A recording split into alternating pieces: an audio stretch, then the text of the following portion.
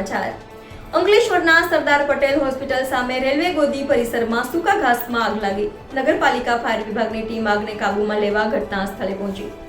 સૂકા ઘાસના કારણે જોતજોતામાં આગે વિકરાળ સ્વરૂપ ધારણ કરી લીધું. અંકલેશ્વર રેલવે સ્ટેશનના બહાર રેલવે ગોદી પરિસરમાં સૂકા ઘાસમાં આગ લાગી. NN news Ankleshwar. દર્શક મિત્રો, તમારી આસપાસ બની રહેલી અવનવી ઘટનાઓ વિશે જાણવા માટે NN ન્યૂઝને લાઇક કરો, શેર કરો, સબસ્ક્રાઇબ કરો અને બેલ આઇકન પ્રેસ કરો, જેથી આપને નોટિફિકેશન્સ મળતી રહે.